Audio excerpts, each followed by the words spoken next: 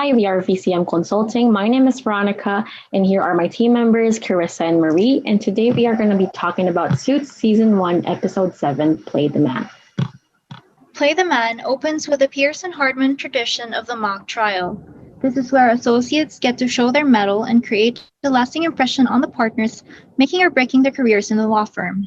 Because of Mike Ross's reputation as Harvey's protege, Mike is pitted against Kyle Durant, who one might describe as a self-assured Harvard lawyer with a competitive streak. Harvey, on the other hand, is handling a merger negotiation for a hotelier client when his old rival, romantic interest, and now opposing counsel Dana Scott turns a friendly merger into a hostile takeover. Mike and Harvey both deal with their opponent's schemes and duplicity, all while trying to win their cases, navigate workplace politics, and maintain their professional and personal relationships in the process. How the episodes relate to organizational behavior. It allows us to illustrate organizational behavior in the context of individual behaviors of the characters, their personality, and their values. The title of the episode, Play the Man, itself summarizes the importance of understanding the individuals within the organization and how to use such understanding to achieve organizational goals. It allows us to examine how the individuals use their perception of themselves and their colleagues to guide their behaviors.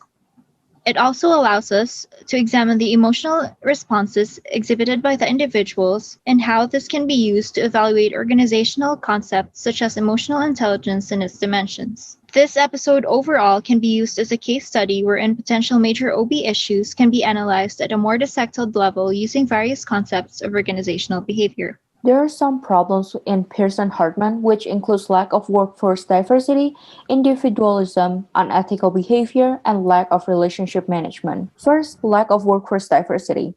There are a lot of law firms that only hire candidates who graduate from Ivy League schools. However, none of these firms mandated a Harvard-only recruitment policy like PEARSON-HARDMAN. As everyone but Mike is a Harvard graduate, the workplace is lacking in diversity in terms of educational background. Hiring people with diverse backgrounds means going deeper than just ethnic and cultural beliefs, but means professional diversity as well. Limiting diversity means that the organization drastically reduced the number of potential quality candidates that the firm has access to. Second, individualism. Instead of emphasizing cooperation and expecting each other to act as members of a cohesive team, Kylie chose to emphasize his personal goals, self-expression, and autonomy. Moreover, all of the employees portrayed to be working individually, and thus it is assumed that the firm encourages employees to think and work independently. The competitive nature of individualistic employees can be detrimental if they see collaboration with other employees as an inconvenience or a hindrance to their talents. Kylie uses unethical practices to gain a competitive edge, get promoted, and climb the career ladder. This is because the strong emphasis on reward and sanctions linked to individual output, combined with the presence of systems designed to monitor individual performance, which results in employees simply meeting their contractual obligations. So before the trial even started, Lewis was already convinced to pit Mike against Kyle. Lewis and Harvey are known to be rivals in the firm, and because of Mike's lack of experience, he wanted him to lose so he can embarrass Harvey as Mike's mentor. Harvey then encouraged Mike to use aggression against his opponent or even rewrite the rules to win. Once the mock trial ended, Jessica, the head of the firm, ostracizes Mike for being too naive and soft. These behaviors are considered unethical due to its bullying nature. Bullying is intended to advance self-interest and exploit organizational members. Because these aggressions are tolerated within leadership roles, it creates the climate of the organization. The understanding of employees about the company represents the overall collective perception of the unethical environment among employees and is a major influence upon shaping behaviors. It determines decision-making skills in response to ethical dilemmas and issues. For example, because Lewis valued competition in high regards during cases, Kyle interpreted his moral criteria for understanding and resolving issues through Lewis's eyes. He's obsessed with winning and validates his actions, however negative they may be. On the other hand, employees who are being bullied have problems internalizing their goals and achievements within the organization. Mike's countersuit against Kyle displayed his ability to think quickly on his feet, but was not valued by his bosses. If the organization continues to support this kind of unethical organizational climate, it could negatively affect the relationships and commitment of workers and could be detrimental for the firm's goals and interests. It could potentially reduce productivity because of the hostile conditions and instill poor public image and negative publicity. The lack of relationship management in Machiavellianism. Within Pearson-Hardman, relationship management is put in the back burner in favor of cutthroat workplace politics. The partners nurture an environment of competitiveness among the associates, and in a profession where being right or making others believe you are right is the currency, it seems justified to be ruthless in order to survive. Richard Christie and Florence L. Guise developed a Likert-scale personality survey which would determine the degree of Machiavellianism exhibited by an individual. Since administering this test is not possible for the characters in this episode, our group analyzed the 4 main characteristics that should be possessed by someone who is effective in controlling others.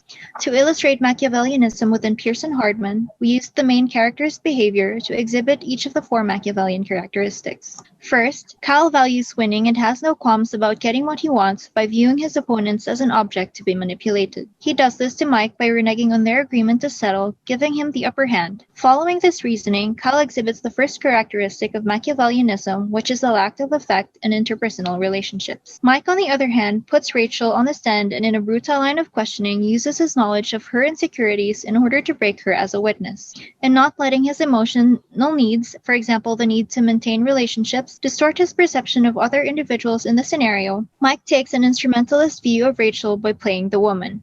Using an objective evaluation of a witness to possibly win the case, Mike exhibits the second characteristic, which is a lack of growth psychopathology. In addition, Scotty uses deceit to hide a hostile takeover under the merger of the company she and Harvey each represent. Scotty functions under the premise of using her interactions with Harvey in a utilitarian manner in order to come out on top of a situation which does not necessitate a winner, a fact which she does not find reprehensible at all but merely business. In this sense, Scotty exhibits a lack of concern for conventional morality. Lastly, Harvey uses the crown jewel defense when he sells off his client's highest grossing assets in spite of his client's ideology of running his business with passion for such assets. In this sense, Harvey focuses on getting things done rather than ultimate idealistic goals. In other words, Harvey exhibits low ideological commitment, which is the last characteristic of Machiavellianism. Here are some solutions that Pearson-Hardman can use to reduce its organizational behavior issues. First, broaden diversity. It is important to do a deep dive of their current practices and conduct a comprehensive evaluation of the workplace, creating new policies and/or amending current ones from recruitment to performance evaluations and promotions can help the company facilitating workplace diversity. For example, when posting job openings, position descriptions should be tailored to reach broader audiences. As the firm only considers Harvard graduates, the first change they need to make is to eliminate Harvard graduates as the requirement for the job openings. Second, promote interdependence. Team leaders should offer training that shows collaboration in the workplace to explain the importance of working as a team to reach their individual goals and the company's goals. The organization and the team has to make sure that each member recognizes how one can achieve their and team shared goals. Through highlighting the different aspects and members that are necessary to achieve the goals, the organization makes all employees an important part of the process. Third, implementation of ethics training programs. To fully embed an ethical culture, the organization must improve training, communication, and leadership. Some of the ways that the company can improve their workplace ethics training programs are: first, develop a code of ethics. Along with the company's mission, vision, and values, the company should have set code of conduct that everyone should follow. This may include instructions for dealing with clients and coworkers, and it must be accessible to all employees. Second, reinforce the training. A single ethics class is unlikely to influence employees' behaviors in the way the company wants. It is wise to include trainings on the company's values and ethics in any induction, workshops, or by holding regular training sessions. Third, the use of current and relatable content. Outdated training sessions that feature dated laws and scenarios are unlikely to resonate with current employees or be effective in changing or guiding the employees' behaviors. For example, Pearson-Hardman wants to broaden its values in diversity. They may offer training courses on cultural considerations to support the legal and ethical hiring and treatment for all employees. Suits Season 1, Episode 7 illustrates many concepts of organizational behavior, such as lack of workforce diversity, individualism, unethical behavior, lack of relationship management, and Machiavellianism. we recommend for the Pearson-HARDMAN law firm to facilitate programs that promote diversity, interdependence, and ethics training. The plan of action provides more distinction between right and wrong behaviors and effective solutions for a collaborative, inclusive, and respectful work environment. Thank you.